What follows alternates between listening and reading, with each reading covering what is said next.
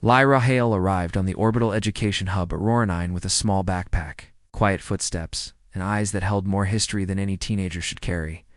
To everyone else, she looked like a normal student, maybe a bit tired, maybe a bit shy, but nothing special. She seemed like soft background noise in a school. It's full of loud voices and bright personalities, but nothing about Lyra was truly ordinary. Even if she wished it were from the first day, the other students noticed little things. The way she scanned every hallway as if mapping exits. The way she sat in the cafeteria with her back to a wall, her gaze drifting over every reflection, every movement, every hand reaching for a tray. She listened more than she talked, especially when she heard the deep hum of the station's thrusters or the high buzz of maintenance drones. Those sounds pulled at her mind like distant memories she didn't want to remember. Lyra did her best to blend in.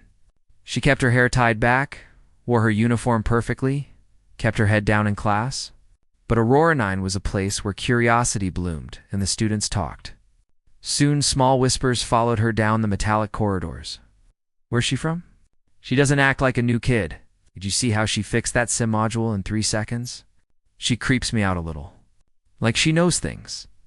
She tried not to let the attention bother her. After all, no one knew the truth. No one could. Her entire identity was shielded behind classified neural locks. Memories sealed away by the Human Council after the war. On paper, she was only 15, a quiet student from a remote colony, a girl with no past worth mentioning.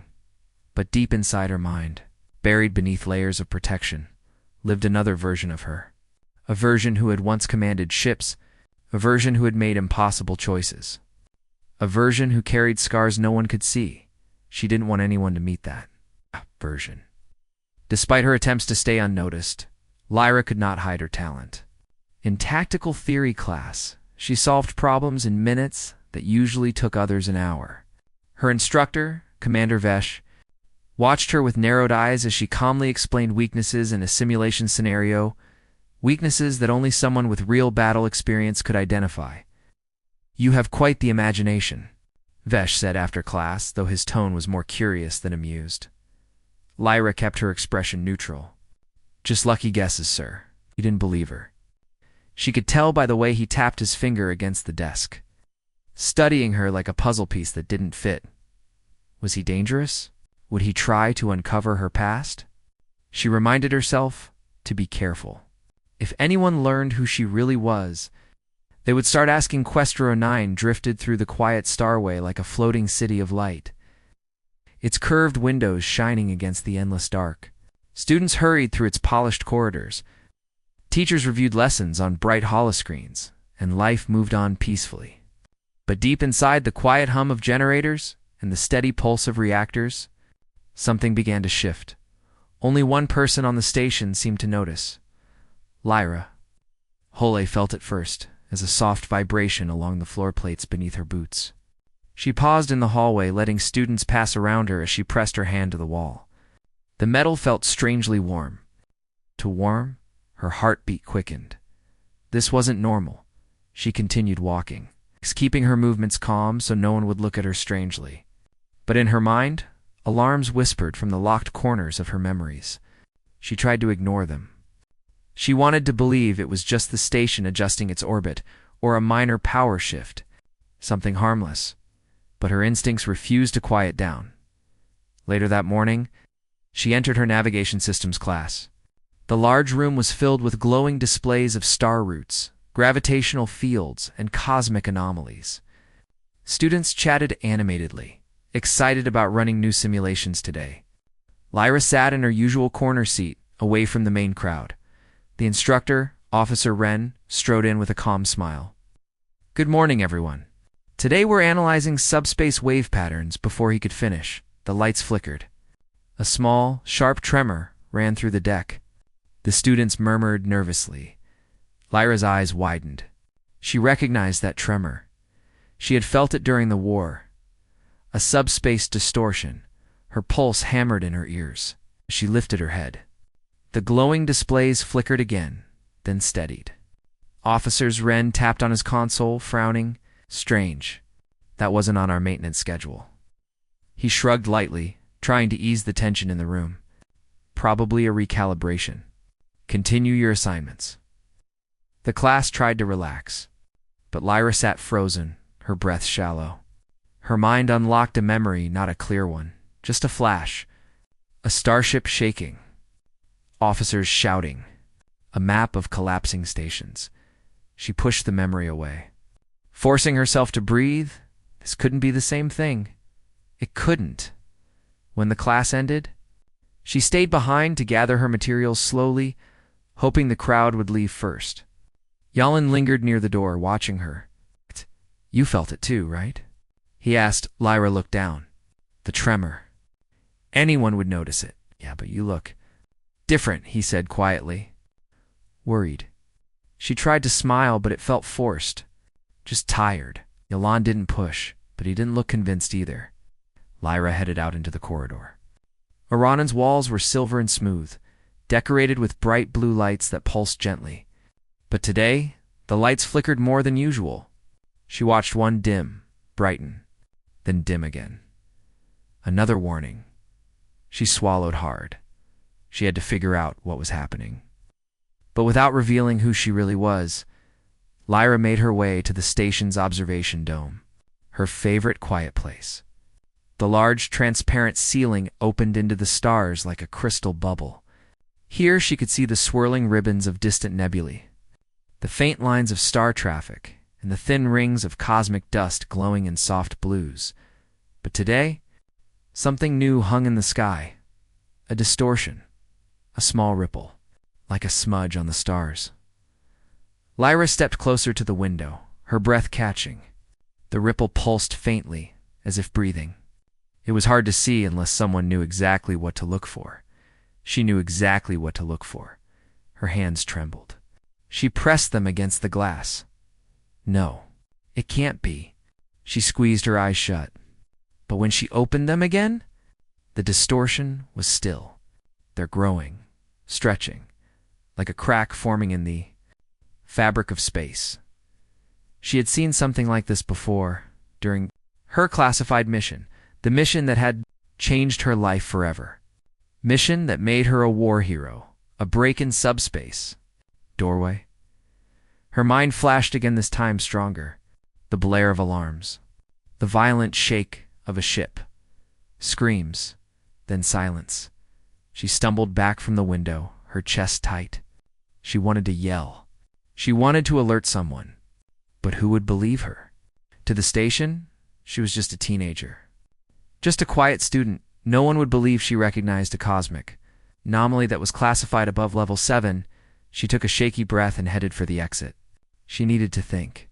She needed to figure out how much danger Aurora 9 was in. On her way back down the corridor, she passed 2 engineers talking near a panel. Power fluctuations again, one said. Sensors are acting strange. We've never had readings like this, the other replied. It's like something is interfering with the subspace layer. Lyra froze. Subspace interference.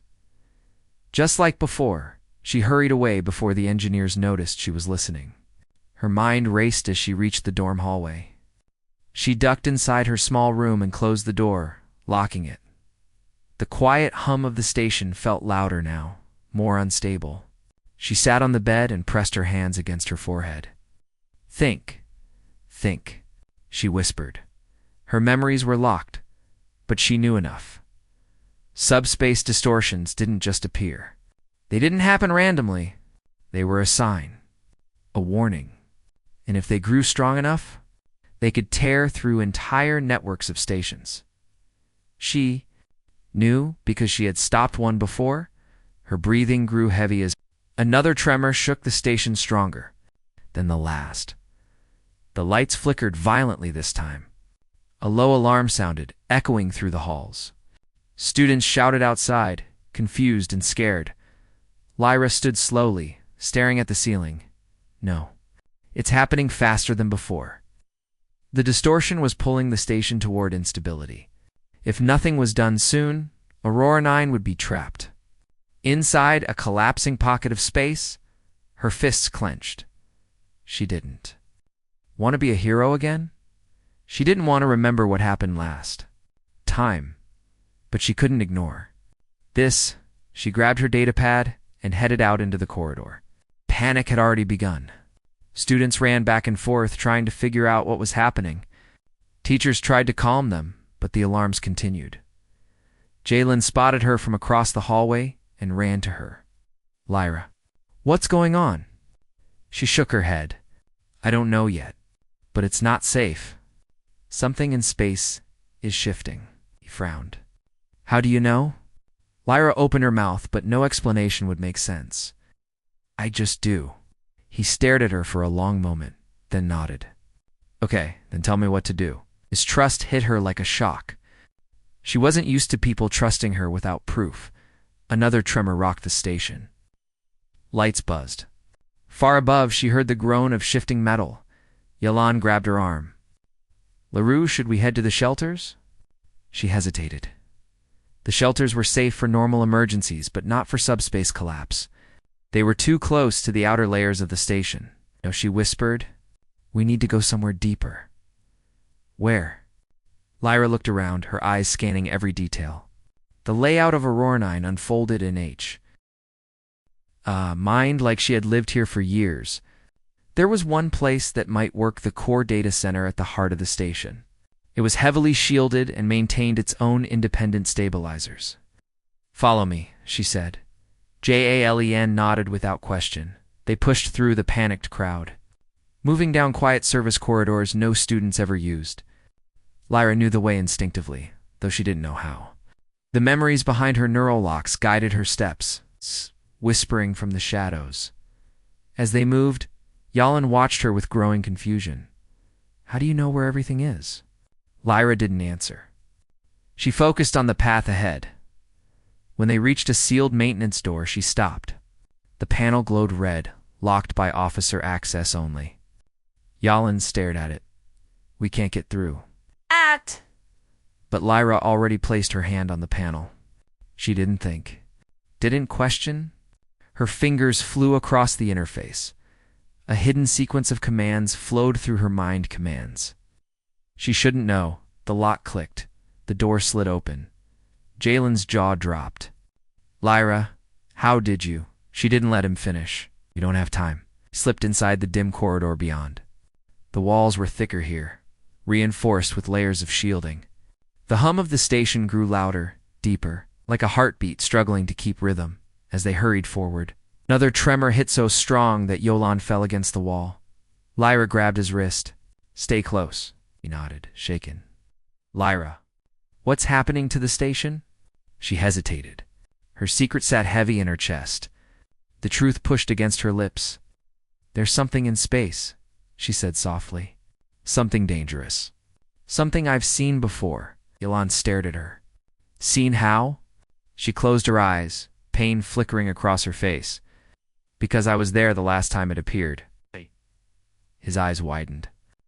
"Lyra, who are you?"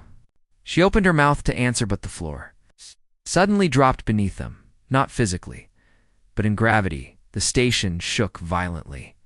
Lights died. A thin, warping sound filled the corridor like space itself. Groaning, Lyra gasped. The distortion had awakened, and Auroranine was caught in its pull. She grabbed Jalen's hand, pulling him forward. "Run." They sprinted deeper into the station as the metal walls rippled with unnatural pressure. The harmless school station was becoming a battlefield of forces. No one else understood, except Lyra, because she had survived this before, and now it was happening again. Auroranine was no longer calm. It groaned and shuddered like a ship caught in a storm, even though no storm existed in the vacuum of space. The distortion outside had grown from a faint ripple into a swirling pressure that pushed against the station's shields. Lights flickered along every corridor. Doors trembled. The hum of the engines sounded stressed and strained.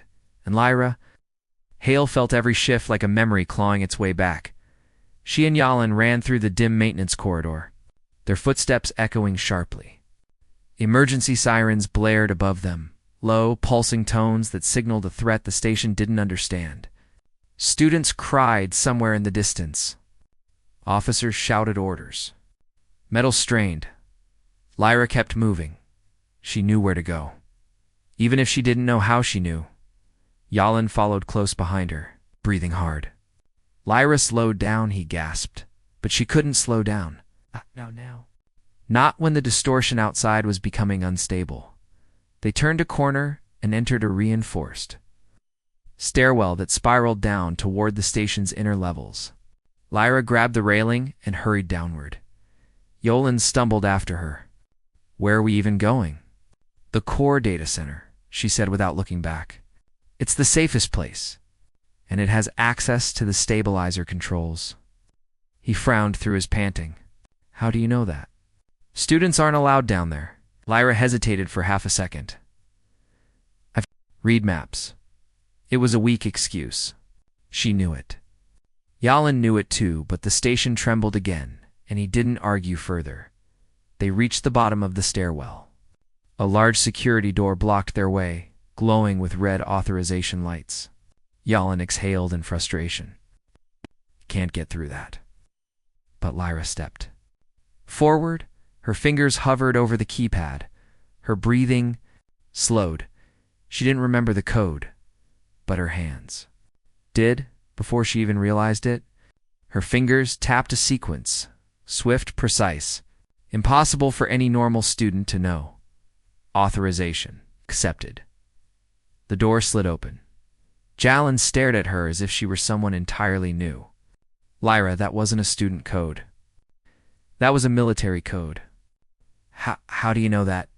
Lyra looked away. I don't know, but she did. Deep down she knew. Her memories weren't coming back in gentle pieces. They were breaking, cracking open, leaking through the locks the council had placed in her mind. She didn't want them to return. She didn't want to remember the missions, the fear, the choices she had to make. But the more the station shook, the more everything inside her unraveled. As they stepped into the lower levels, the lights flickered again.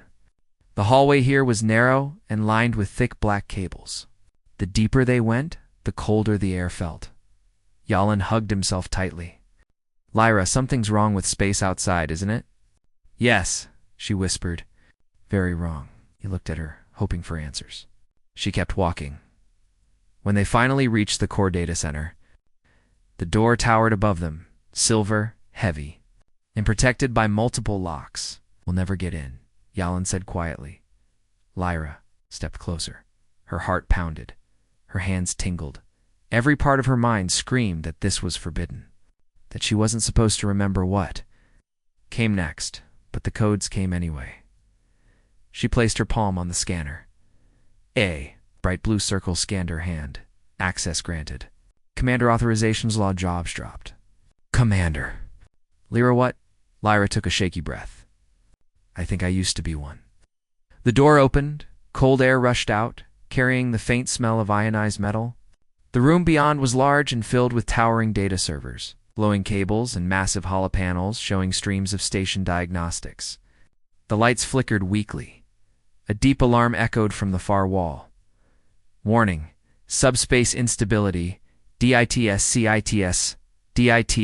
Stepped inside. This place shouldn't know me, she whispered. They locked everything. They erased everything. Why is it recognizing me now?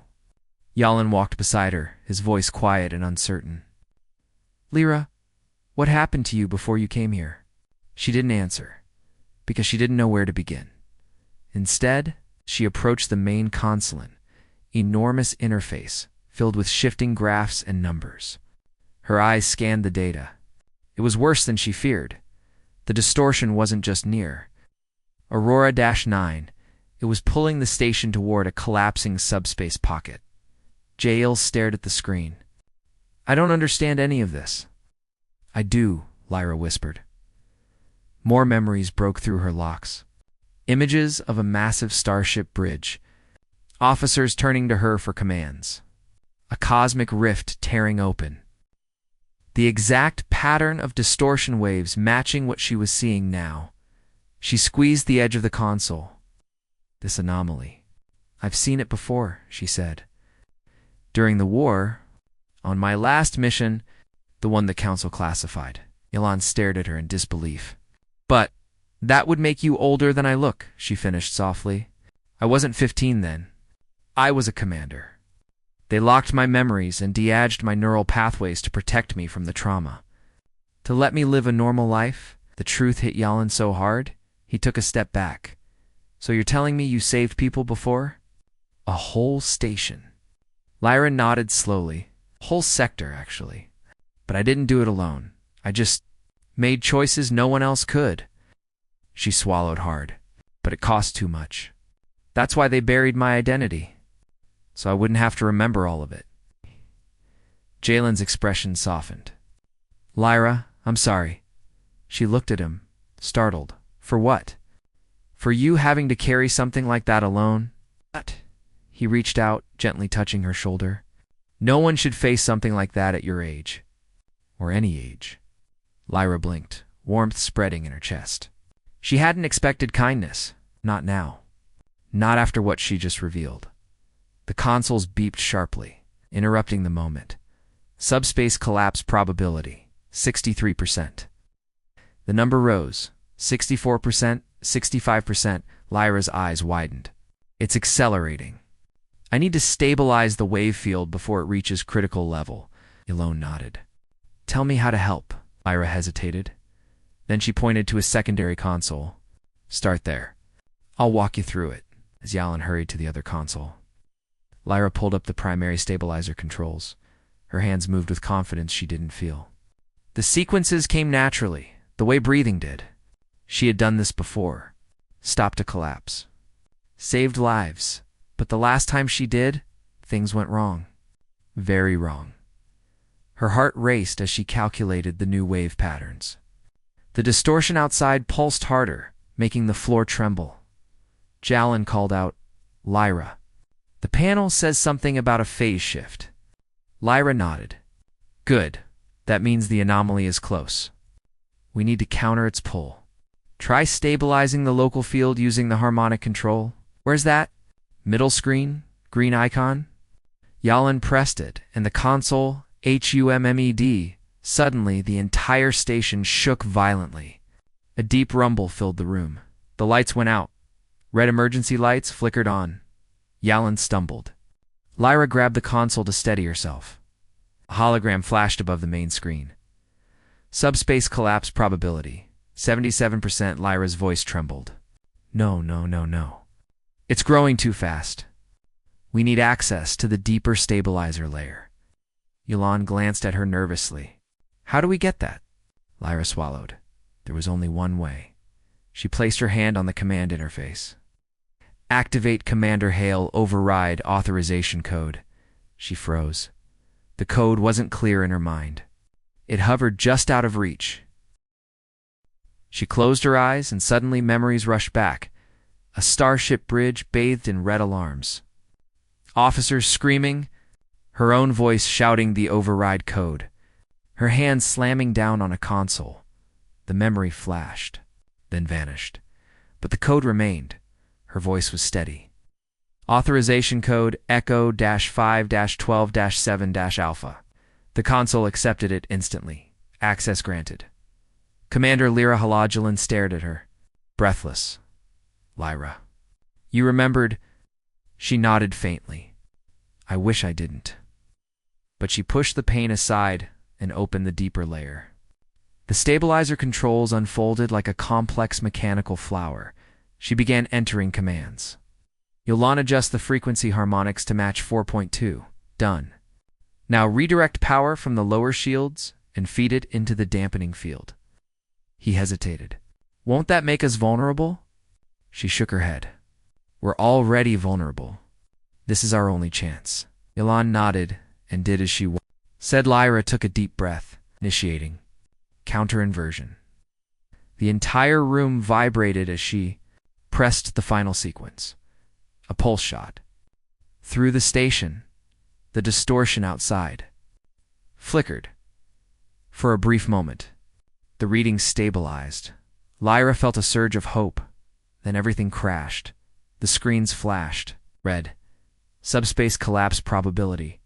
91%. Lyra's heart dropped. Yalan stepped toward her. Fear in his eyes. Lyra. What does that mean? Lyra's voice cracked. Means I'm too late. The anomaly has fully awakened. She stared at the console as the number climbed.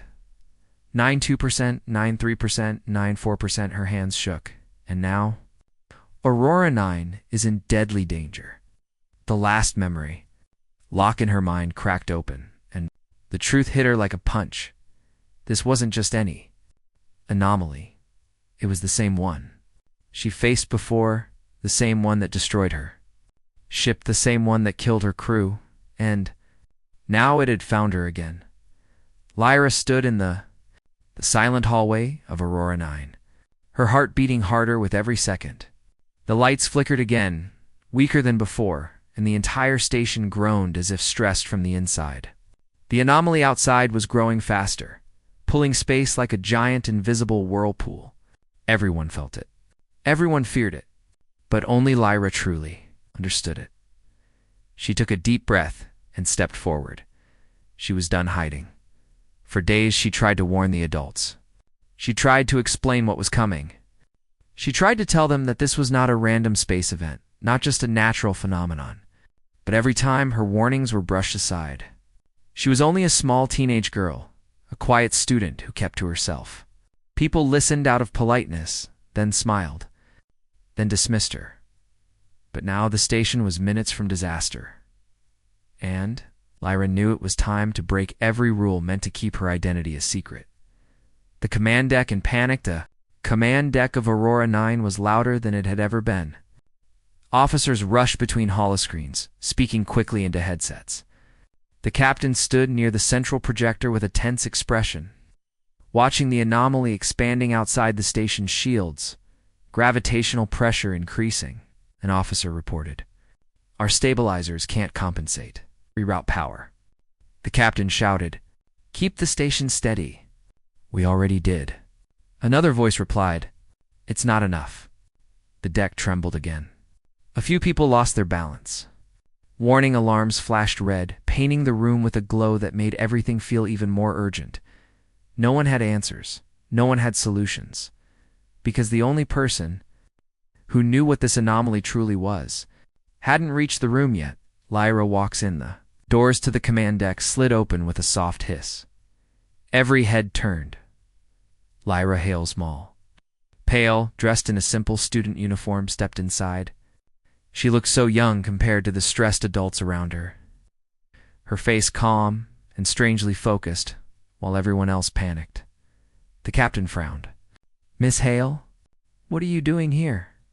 "This level is restricted. You don't have time to argue," Lyra said, her voice steady. The calmness in her tone made the room pause. She walked straight past to officers and approached the central console. Several people instinctively stepped forward to block her, but she entered a sequence of codes so quickly and confidently that they froze. "How do you know those codes?" one officer demanded. "They're classified," another said. Lyra didn't answer. She finished the sequence, tapped the final key, and a hologram lit up, one only accessible to high-ranking military personnel. The room gasped. The captain stepped closer, eyes narrowing. "Who are you?" Lyra looked up at him. "I'm the person who stopped this anomaly once before." The room freezes for a moment. No one moved. Even the alarm lights seemed quieter. "You expect us to believe that?" an older officer said, trying to laugh but failing. "You're a child. This is a military code system only commanders have access to." Lyra shook her head. "I had access 4 years ago." Another officer frowned. 4 years ago? You would have been 12? Lyra finished for him. Yes. No one could form a clear response. She turned to the hologram and activated another set of commands. The display changed to a complex gravitational map when the crew had been unable to interpret. Lyra traced the lines with her fingers. "This anomaly is not random," she explained softly. "It's artificial. It's the same kind that consumed the Orion sector." The captain stiffened. The Orion sector mission was one of the most classified incidents in Federation history. It was contained, he said. A commander handled it. A war hero. Lyra nodded slowly. "Yes, I handled it." A council seal appears. When she said the words, The console recognized her voice signature, matching it to its secret database. A holographic symbol shimmered above her hand, a glowing crest. The council seal. The entire room froze again. This time in complete silence. This seal appeared only for leaders of critical classified missions. Only for people with the highest military clearance. But it was floating above the hand of a 15-year-old girl. The captain's voice shook slightly. This can't be real. Lyra lifted her eyes. I wish it wasn't. The truth she never wanted to speak, Lyra inhaled slowly. Steadying herself as long-buried memories flickered painfully at the edge of her mind. I was trained from a young age. Not because I wanted to be, because the Federation needed someone who could understand anomaly physics better than any adult. They found out I had a cognitive pattern that could connect with the phenomenon. I didn't have a choice. Whispers spread across the command deck, she continued. During the Orion mission, the anomaly was collapsing into a singularity. Millions were at risk. The fleet failed. I was the only one who could initiate the counter-protocol in time. Did it. But the price was high. The neural trauma, the captain whispered. He had heard rumors. Everyone had. About the mysterious commander who disappeared after the mission. No one knew why. Lyra nodded. The council erased most of my memories and placed me into civilian life, hoping I could heal. They didn't want the galaxy to depend on a child again. Her voice softened. I didn't want that either. Long silence. Stretched in the room, but another, trembling vibration from the station, snapped everyone back. The anomaly outside was now close enough to distort the stars. We're running out of time, Lyra said. You need to let me help. The officers began to understand. A younger officer stepped forward, still hesitant but no longer dismissive. If what you're saying is true, what do we need to do? Lyra pointed at the gravitational map. You're trying to fight the anomaly's pull. That will never work. It feeds on resistance. You need to synchronize the station's field with the anomaly instead. It's unstable, someone argued. We could lose structural integrity if you keep fighting. You'll lose everything anyway, Lyra replied calmly. But if you let me guide the synchronizer, I can stabilize it. Just like I did before, the captain slowly exhaled. His mind was racing, struggling between disbelief and the growing evidence in front of him. Finally he said, "Show us." Lyra nodded, but as she reached for the controls, her hand trembled slightly. Memories sharp, overwhelming flashed again. The past she tried so hard to forget was pushing back into her mind. Still, she forced herself to stay steady. People needed her. Humanity needed her again. Unlocking the past, Lyra initiated the Neuralink interface. The crew watched as the console extended a small crystalline device. A thin blue beam scanned Lyra's face, reading her locked memories. More codes unlocked. More seals appeared. More of her old identity returned. The captain, watching the process, whispered, "How much did they hide inside you?"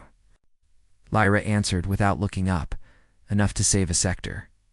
Maybe more." The gravitational display changed as her access deepened. New pathways.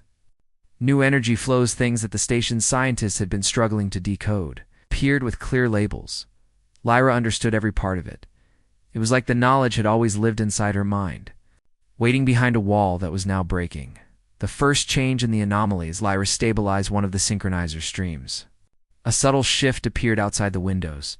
The swirling lights of the anomaly pulsed in a more controlled rhythm. Officers gasped. "It's responding," someone said. Lyra nodded, eyes focused. "It will. It recognizes my pattern. Just like before," another officer whispered. So she really is the war hero. But Lyra shook her head slightly. Titles don't matter right now. We need to continue before the anomaly grows again. She began scanning through more data layers, checking pressure zones and temporal distortions. Every movement she made was quick, but sure. Every command she input was something only she could have known. People no longer doubted. They watched her with awe and with fear. Because saving them required her to unlock even more of her past, and no one knew what that would do to her. Memory strain. Lyra winced as another wave of memory returned, loud, bright, painful. She saw the collapsing Aryan system, the emergency fleet burning, the voices screaming through coms. The moment she had stood alone in a command room, much like this one, her breaths grew shallow. "Lyra," the captain asked gently, "are you all right?" She forced herself to nod. "I'm fine. I can handle it." But inside, she wasn't fine. She had not been fine for years. Still, she refused to stop. She stepped toward the next console, activated a deeper protocol, and the lights in the entire command deck shifted. A soft hum filled the station. The synchronizer field began adjusting to match the anomaly's energy. "That's it," Lyra said softly. "It's working." But then a sharp alarm rang. Everyone said. The anomaly flared its pulse suddenly, doubling for a brief moment. The station lurched. Lyra gripped the console to steady herself. "It's reacting too strongly," an officer warned. "We're at risk of getting pulled in." "No," Lyra said, her voice growing firmer. "This is the final stage before the stabilization. You need to trust me." The captain hesitated. Trusting a teenager with the fate of the station felt impossible. Yet she was the only one making progress. "I trust her," he finally said. The room fell silent. Everyone waited. Lyra activated the next phase, and the anomaly began to shift again. Not violently, but in recognition, as if it remembered her, as if it knew she had returned. Outside the station, the swirling distortion began folding inward and outward, like it was breathing. It no longer looked chaotic. Its movements were smoother, responding to Lyra's stabilizing field. But that wasn't the strange part. The strange part was how it moved closer to the station, not with the dangerous pull from earlier, but with a controlled shift, almost as if it wanted to approach. The officers looked from the window to Lyra, fear and confusion mixing across their faces. "Why would it call for you?" the captain asked. Lyra exhaled slowly. "Because during the Orion mission, I didn't just stop the anomaly." She lifted her hand, pointing toward the pulsing pattern. "I connected with whatever was inside it." The room went silent again. No one dared interrupt. "It communicated with me through gravitational patterns," Lyra explained. "It didn't use sound or words. It used energy flow, density shifts, and light pulses. It was trying to understand humans, and I was the only one who could understand it back. We formed a link," an officer whispered. Lyra nodded. A deep one. More memories returned as she stared at the wave signature. More memories surfaced inside her mind, images she had forgotten, or perhaps forced herself to forget. She remembered standing in a dark control room years ago, stabilizing a dying star corridor. She remembered the flash of light, the connection, the voice that wasn't a voice, the feeling of reaching out through raw energy. The anomaly wasn't a weapon. It wasn't an attack. It was something trying to communicate, to be understood, and now it was reaching out again. The neural locks inside Lyra's mind finally cracked open completely. The final pieces of her identity snapped back into place.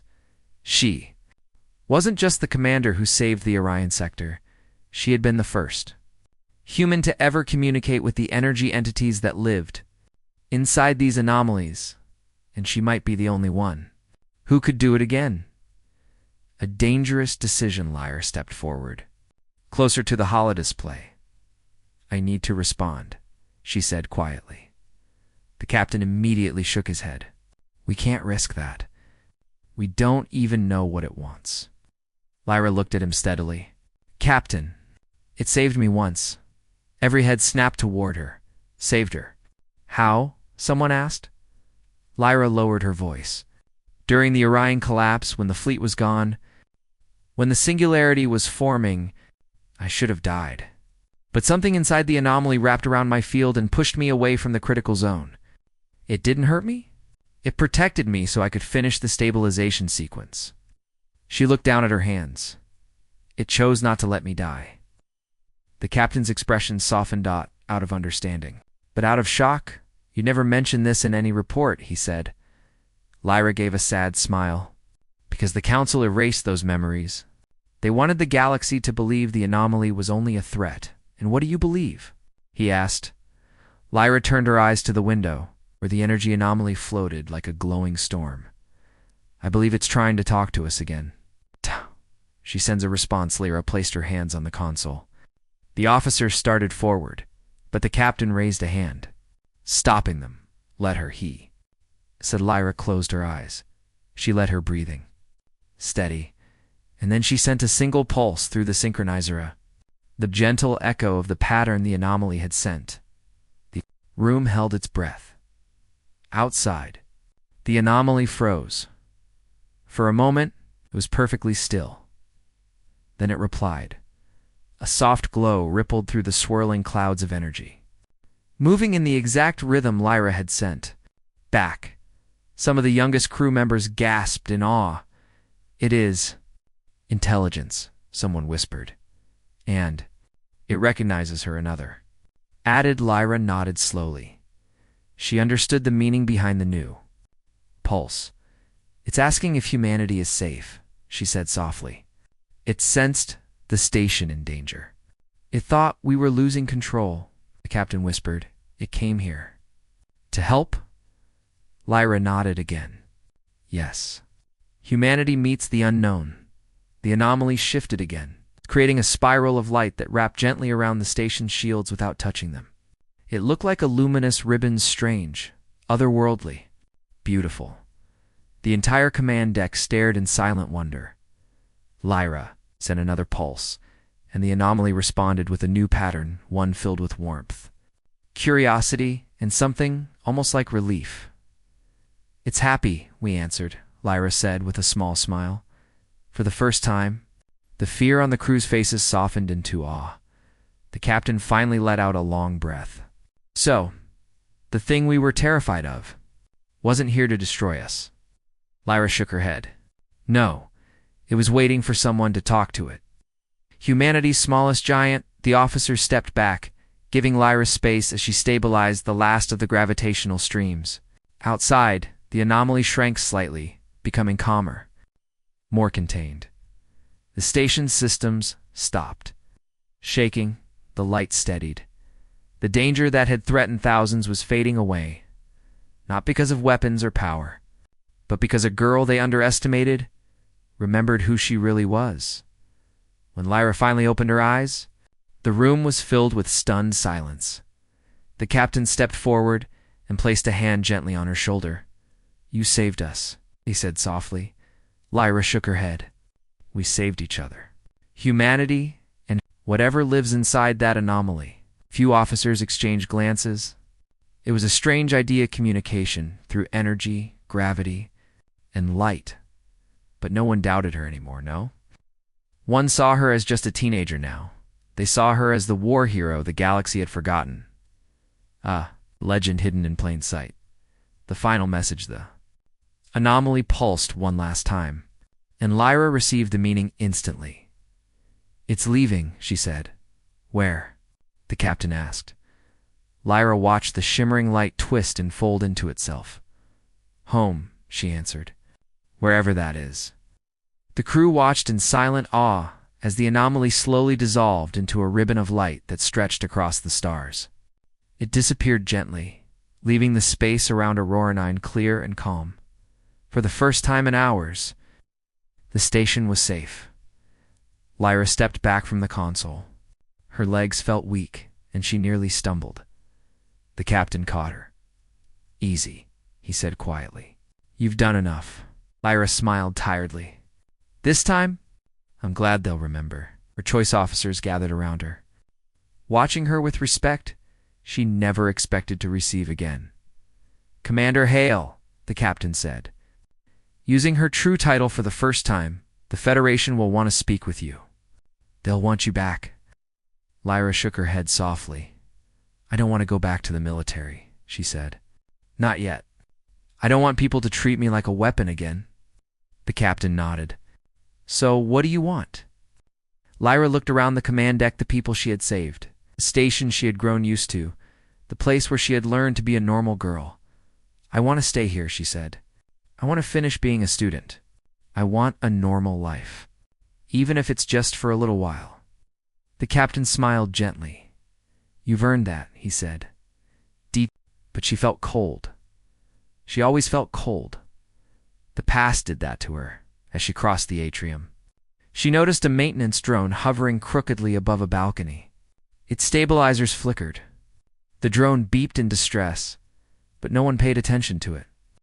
Lyra watched the way it tilted, the way its sensors glowed unevenly. It was going to fall.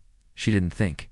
She moved. The drone slipped from its beam like a stone dropping from a cliff. Lyra dashed toward the balcony, grabbed the railing with one hand, and caught the falling drone with the other. It smacked into her palm hard enough to sting, but she lowered it gently to the floor. A group of students nearby caught the whole scene and stared at her with wide eyes. "How did you move that fast?" one of them asked. Lyra shrugged. "It wasn't that fast." Another student pointed at the drone. "That thing's heavy. You shouldn't be able to grab it like that." Lyra froze for a moment. Her training no one knew about had sharpened her reflexes and strength far beyond normal levels. She suddenly felt too exposed. "Adrenaline, maybe," she said quickly. "Anyone would have done it. But they wouldn't have. And she knew it." She walked away before they could ask more questions. In her dorm room, the walls hummed with soft light. She sat on her bed, knees pulled up to her chest. The air smelled faintly of